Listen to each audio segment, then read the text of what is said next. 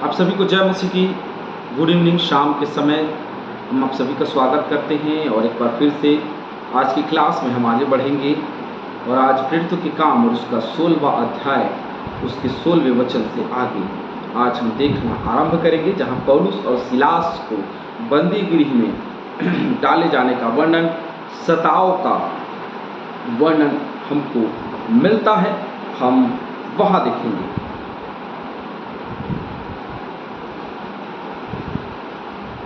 ये पौलुस की दूसरी मिशनरी यात्रा है ना, और दूसरी मिशनरी यात्रा के विषय में हम देख रहे हैं।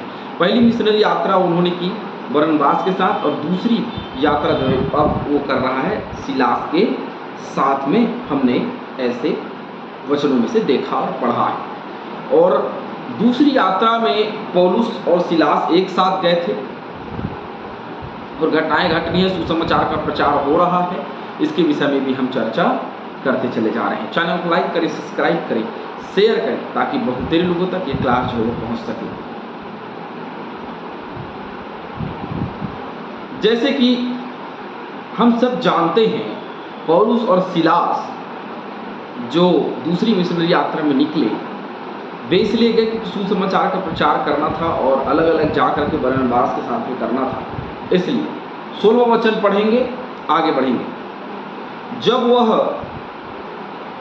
जब हम प्रार्थना करने की जगह जा रहे थे तो हमें एक दासी मिली जिसमें भावी कहने वाली आत्मा थी। अब ऐसा हुआ कि प्रार्थना करने वाली एक जगह, कई जगह निर्धारित किया गया था कि इस स्थान में प्रार्थना किया जाएगा, इस स्थान में मीटिंग लगाई जाएगी, इस स्थान में दुआ किया जाएगा, और इस स्थान में ये किया जाएगा, इस स्थान में वो किया जाएगा। तो ऐसे करके इन लोगों ने बनाया हुआ था हर एक चीज़ों को कि यहाँ जा करके ये करना, वहाँ जा करके ये करना। तो वहीं एक प्रार्थना करने का स्थान था। तो वहाँ जाते हुए एक दासी मिली जो जिसमें भावी कहने वाली आत्मा थी। एक स्त्री है, एक दासी है जिसमें भावी मतलब भविष्यवाणी करने वाली महिला, उसकी आत्मा उसके अंदर में थी। और भावी कहने से अपने स्वामियों के लिए बहुत कुछ कमाल आती थी। मतलब भविष्य के विषय में जानना आजकल कौन नहीं चाहता। सब चाहते कि भविष्य के बारे में पता चले। कई लोग बोलते हैं कि पास्टर जी हमारे भविष्य में क्या होने वाला, हमको नौकरी मिलेगा नहीं मिलेगा, हमको गाड़ी मिलेगी नहीं मिलेगी, हमको ये मिलेगा नहीं मिलेगा, वो होगा कि नहीं होगा। आप वचन निकालिए, आप दर्शन देखिए, आप भविष्यवाणी करिए हमारे लिए। तो ये तो उन दिनों में भी ये बड़ा ही अच्छा चलन में था और आज भी ये बड़े अच्छे चलन में है ना। और ऐसे लोगों को हम अधिकतर पसंद करते हैं जो भविष्य की बातें बोलते हैं, जो भविष्यवाणी करते हैं, जो दर्शन देखते हैं। ऐसे लोग जो सुसमाचार का प्रचार करता है, सिर्फ उसको कौन पूछता है? कोई नहीं पूछता है ना, क्योंकि सुसमाचार का प्रचार के जरिया के लिए भविष्यवाणी बनाया गया। इसलिए नहीं बनाया गया कि वो सुसमाचार को लोप करे, सुसमाचार को प्रदर्शित करे, सुसमाचार को बताए, सुसमाचार को बढ़ाए। इसलिए दर्शन और भविष्यवाणी बनाया गया। तो भावी कहने वाली उसके अंदर में आत्मा थी और अपने स्वामियों के लिए बड़ा अच्छा कमाल आती थी। व्यवस्था विवरण निकालेंगे जैसा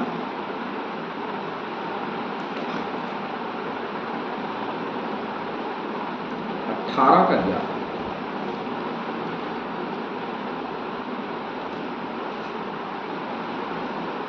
वह बाजीगर, वह ओझों से पूछने वाला, वह भूत साधने वाला, वह भूतों का जगाने वाला हो, टोना टोटका करने वाले लोग है ना, भावी कहने वाली आत्मा, भविष्य के विषय में बताने वाली आत्मा। पहला शामिल भी निकाल लेंगे मेरे साथ।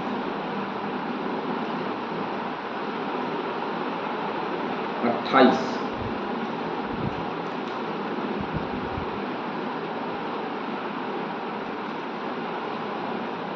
पहला शामिल 28 का 3। शामिल तो मर गया था और समस्त इस्राएलियों ने उसके विषय छाती पीटी और उसको उसके नगर रामा में मिट्टी दी थी। और शाऊल ने ओझों और भूत सिद्धि करने वालों को देश से निकाल दिया था। तो शाऊल ने क्या किया था? ओझों और भूत सिद्धि करने वाले लोग, टोना टोटका करने वाले लोग, भावी कहने वाले लोग, उनको क्या कर दिया था? निकाल दिया था। 7वें वचन को भी हम देखेंगे। पहला शामिल 28। तब शाऊल ने अपने कर्मचारियों से कहा, मेरे लिए किसी भूत सिद्धि करने वाले को ढूंढो कि मैं उसके पास जाकर उससे पूछूं उसके कर्मचारी ने उससे कहा, इंदौर में एक भूत सिद्धि करने वाली रहती है। तो भावी कहने वाली, भूत सिद्धि करने वाली रहती है, ये बाइबल में वर्णन हमको मिलता है। वह पौलुस के और हमारे पीछे आकर चिल्लाने लगे, ये मनुष्य परम प्रधान परमेश्वर के दास हैं। अब ये खुद ही गवाही दे रही है, बता रही है कि भाई ये लोग जो है वो परम प्रधान परमेश्वर यहोवा के क्या है, दास। ये प्रभु के लोग हैं, प्रभु के दास हैं, प्रभु के जन हैं। ये देखो, ये प्रभु के जन, ये प्रभु के लोग हैं, ये बताने लगे, जो हमें उद्धार के मार्ग की कथा सुनाते हैं। क्योंकि उसमें भावी कहने वाली आत्मा थी, जानने वाली, समझने वाली आत्मा थी। तो उसने समझा और जाना और देखा कि बिना बताए समझ गई कि ये परम प्रधान परमेश्वर के दास हैं, हमारे उद्धार के मार्ग की कथा सुनाने के लिए हमारे पास में आए हैं। ऐसा करके वो बताने लगी। अब आगे देखते हैं। वह बहुत दिन तक ऐसा ही करती रही, परंतु पौलुस दुखी हुआ और मुड़कर उस आत्मा से कहा, बहुत दिन तक मतलब कई बार वो इस स्थान में थे, कहाँ, फिलिप्पी में थे, तो वहाँ कई बार वो महिला, वो स्त्री जो है वो बार बार ऐसे ही पौलुस लोगों को सताते रहती थी, बोलते रहती थी कि ये परमेश्वर हमें उद्धार के मार्ग की कथा सुनाते हैं, ये परम प्रधान परमेश्वर के दास लोग हैं, ऐसे करके। तो पौलुस जो है बड़ा दुखी हो गया और वो मुड़कर उस आत्मा से कहा, मैं तुझे यीशु मसीह के नाम से आज्ञा देता हूँ कि उसमें से निकल जा। और वह उसी घड़ी निकल गई। यीशु मसीह के नाम से आज्ञा देता हूँ। कोई प्रॉफिट, कोई भविष्यवक्ता, कोई दर्शन शास्त्री लोगों के नाम से नहीं, परंतु यीशु मसीह के नाम से आज्ञा देता हूँ कि उसमें से निकल जा। और उसी घड़ी वह निकल करके चला। एक अद्भुत काम जो परमेश्वर ने किया। मरकुस 16 का 17 निकाल।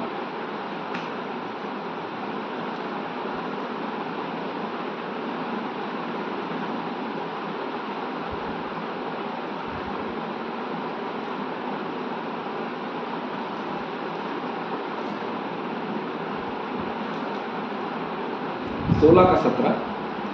और विश्वास करने वालों के लिए चिन्ह होंगे कि वे मेरे नाम से दुष्ट आत्माओं को निकालेंगे। यीशु मसीह ने स्पष्ट कहा कि एक चिन्ह होगा कि मेरे नाम से वो दुष्ट आत्माओं को निकालेंगे। ये परमेश्वर के प्रचार, प्रभु यीशु मसीह के प्रचार का एक चिन्ह है कि वो दुष्ट आत्मा को उसमें से निकालते हैं। उसी घड़ी वो निकल गए। जब उसके स्वामी ने देखा कि हमारी कमाई की आशा जाती रही, तो पौलुस और सीलास को पकड़ के चौक में प्रधानों के पास खींच ले गए।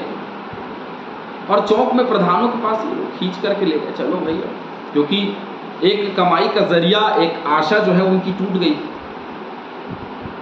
और वो दुष्ट आत्मा उसमें से निकल करके चली गई। जो उसके अंदर वो दुष्ट आत्मा थी, वो बताती थी कि आपके भविष्य में ये होगा, ये होगा, ये होगा। और अब ऐसा हुआ कि वो उसमें से चली गई। अब इनके कमाई का जरिया खत्म हो गया। ये उसमें से बहुत कमाते थे, अपने मालिक के लिए बहुत धन लेकर के आती थी। अब इनका जो कमाई का जो जरिया था वो अब खत्म हो गया। तो जब कमाई का जरिया इनका खत्म हो गया, तब देखते हैं आगे इन्होंने क्या किया। कि उन्होंने क्या किया, उसको पकड़ लिया, पौलुस और सीलास को पकड़ लिया और चौक में प्रधानों के पास खींच ले गया। इसका मतलब है कि चौक में प्रधान लोग रहा करते थे, जो लोग, तो और उन्हें फौजदारी के हाकिमों के पास ले गए और कहा, ये लोग जो यहूदी हैं हमारे नगर में बड़ी हलचल मचा रहे हैं।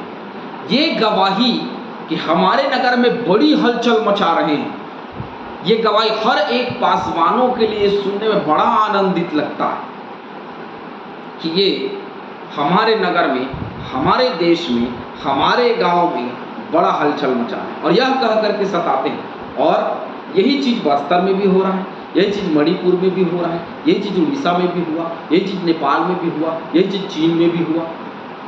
हर जगह में जहाँ सताव होता है, हर स्थान में यही होता है कि जब बड़ी हलचल मचती, जब परमेश्वर के बड़े बड़े काम होते हैं, तो निश्चय ही लोगों को परेशानी होती और लोग तिलमिला उठते हैं और कहते हैं कि ये बड़ी हलचल मचा रहे हैं। और ऐसी रीतियां बता रहे हैं जिन्हें ग्रहण करना या मानना हम रोमियों के लिए ठीक नहीं है। हम जो रोमी लोग हैं उनके लिए बिल्कुल सही नहीं है, ये गलत बता रहे हैं। ये एक इल्ज़ाम उनके ऊपर कि गलत बता रहे हैं। हमारा ऐसा कुछ नहीं है, हम ऐसे नहीं मान सकते, हमारी रीति के अलग ये बात कर रहे हैं।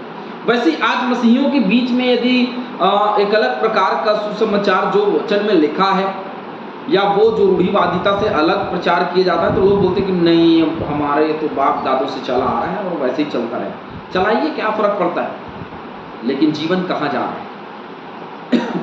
क्या मैंने वचन के प्रतिरूप को बदल दिया अपने रूढ़िवादिता के लिए या अपने बाप दादों से चले आ रहे व्यवस्था के लिए?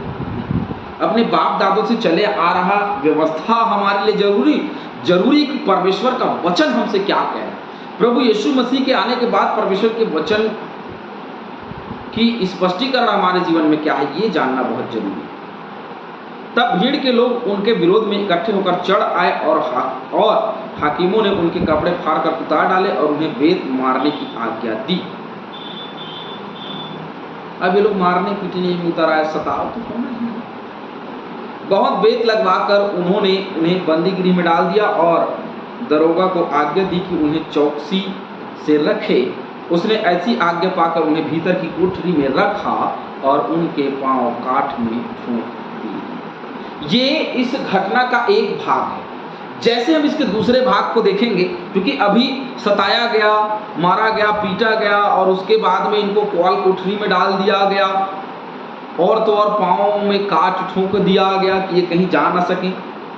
जैसे बैल या और किसी चीज़ के जानवरों को उसमें देखेंगे गले में जो बहुत ज़्यादा भागने वाली गाय होती है उसमें बड़ा सा जो हम क्या लगा देते हैं, लकड़ी लगा देते हैं ताकि वो भागने ना पाए।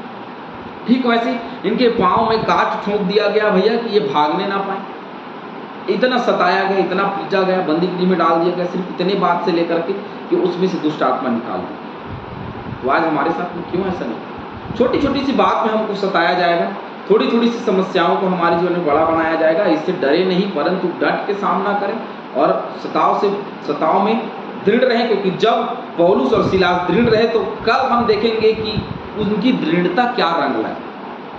आज एक भाग हमने देखा कि पौलुस और सिलास के जीवन में कैसी घटना घटी, कैसे भावी कहने वाली आत्मा उनके पीछे पड़ी और जब उन्होंने उसमें से ठीक किया तो उनके मालिकों ने उनको क्या कर दिया, बंदीगृह में डलवा दिया और हाकिमों के पास में ले गए और कोड़े मरवा दिया, उनके कपड़े उतार डाले गए, फाड़ डाले गए। इतनी बेइज्जती उनकी की गई, लेकिन वे उनको अंदर कोठरी में डाल दिया गया और क्या कर दिया, उनके पाँव में काठ ठोंक दिया गया। इतना सता परमेश्वर के लिए उन्होंने सहा, क्योंकि वो प्रभु के प्रचार में आगे बढ़ना चाहते। हम भी प्रभु के प्रचार में आगे बढ़ें, कभी भी रुकने का प्रयास न करें, चलते रहें। प्रभु हम सभी को मिलता है आशीष। आमीन।